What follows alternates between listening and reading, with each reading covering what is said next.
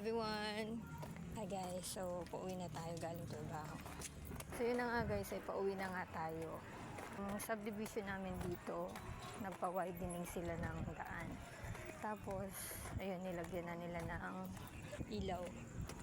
Dati guys, pag umuwi ako, sobrang dilim dito. Actually, nag-aalala din ako minsan eh. Pero hindi ko sinasabi kay mama. Tinatamad kasi ako minsan mag-antay doon sa tricycle. Kaya dito ako dumadaan.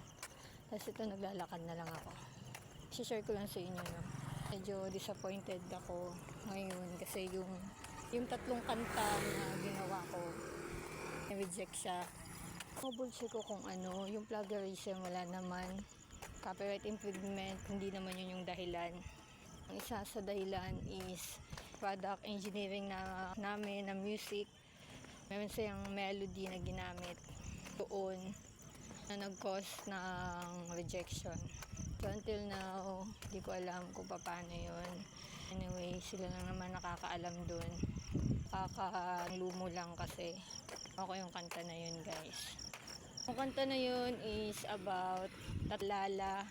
Sobrang laki na ng eyeball ko. Gusto ko na i-share yung konting chorus ng isang kanta ko na Alala. Ano ba yun? Alala na ating tawag na love. Ayun isang pait sa puso, tutak na kasulat. Ginawa ko ang lahat, ngunit di sapat. Sa'yo'y nagkulang ba? Sadyang sawa ka na.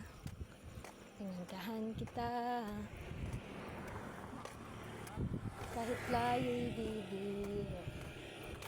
Nag-text, tumawag, ngunit ika'y di sumagot.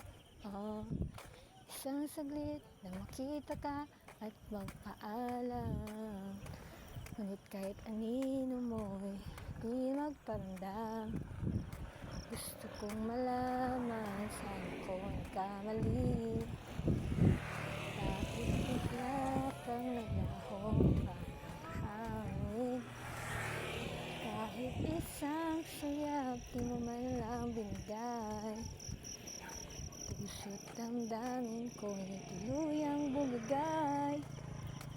Alala ng ating tawag na lang. Dami pang tao dito. Parang ginawa ng sidewalk to. Actually may tinatayong building dito sa may gilid. Yun yung chorus ng Alala guys.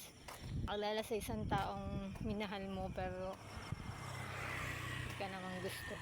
Uy. Anyway, pauwi na